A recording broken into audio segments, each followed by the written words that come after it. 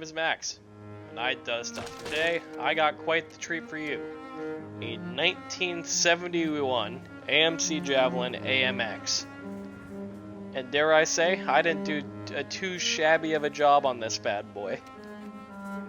Getting into just how I built it, here, let me just open it up and build one real quick. I steering hinge this, that, lots of steering hinges, effectively, to get everything just into the right position. Pistoned a lot of the detail in, as well as some engine and stabilizing power. I actually pistoned in the back as well. Steering hinge, the parts there kind of sloped a little bit.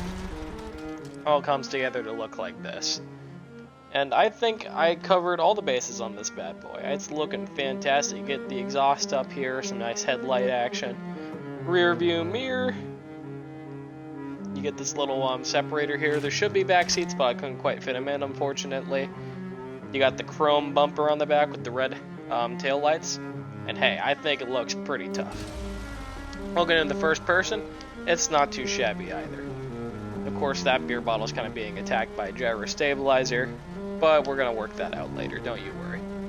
You have a nice little interior here, and this is a 3-speed automatic with the stick. So you put in the back, you reverse, you put it forward, I'm pressing down, nothing's happening, you put it forward, and there you go. Okay, it's something on the road. Not too great, but you gotta be careful with this car. It's a little glitchy, all things considered. It's not too bad. I'll just drive it over here. There's a lot of articulation on this bad boy. I think I did a very good job. Not to brag or anything. This is the 1971 AMX Javelin. We're actually going to do a loop in it. I'm probably going to crash a couple times because I kind of suck at this game. If it would start, of course.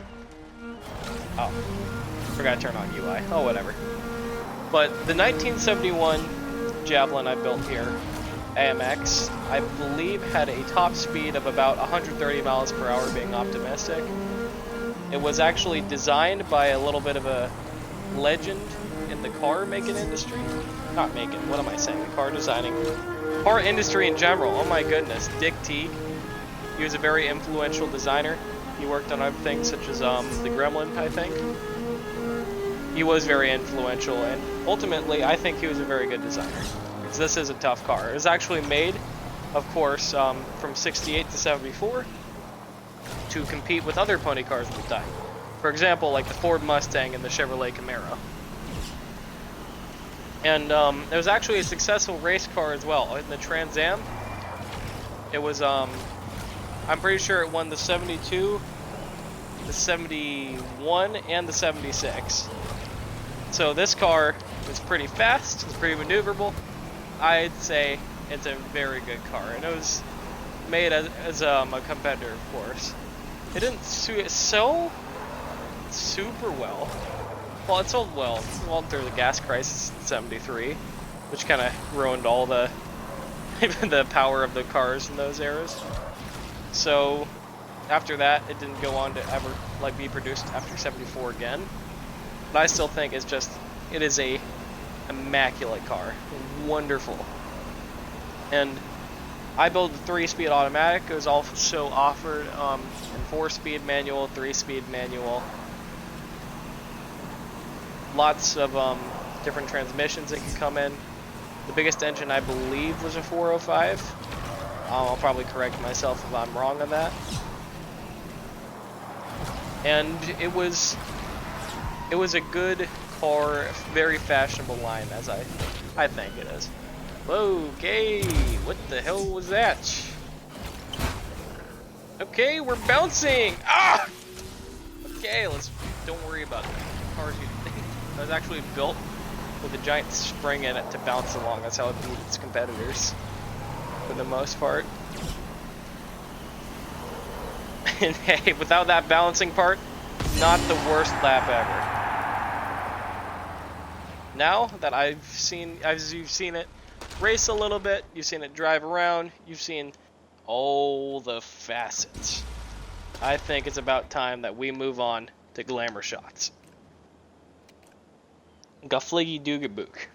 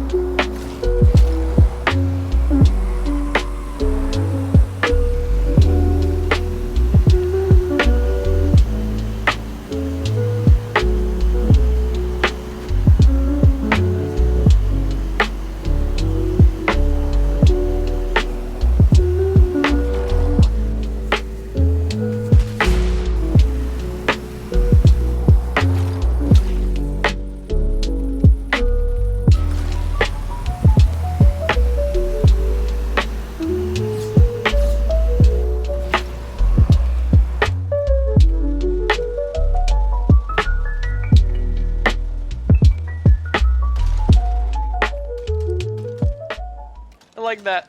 That will be the end of the glamour shots. This is definitely, I definitely try to go a little bit out of my range with the amount of servos and steering hinges, not servos, steering hinges and pistons that I used on this bad boy. And I think it turned out pretty good. And I'm glad that you're watching. Once again, thanks for watching. I wouldn't be here if it weren't for you. Sitting at my little low subscriber count, but it's okay. We'll grow that number a little bit. I just make these for the fun of it, you know? I'm sorry I haven't been posting. Life's been busy, as you know. So, thanks for watching. If you enjoyed that like button. If you subscribe that subscribe button. If you didn't enjoy, ciao. Alright. Thanks for watching, everyone. May the peace be with you or something like that. Have a good one, man.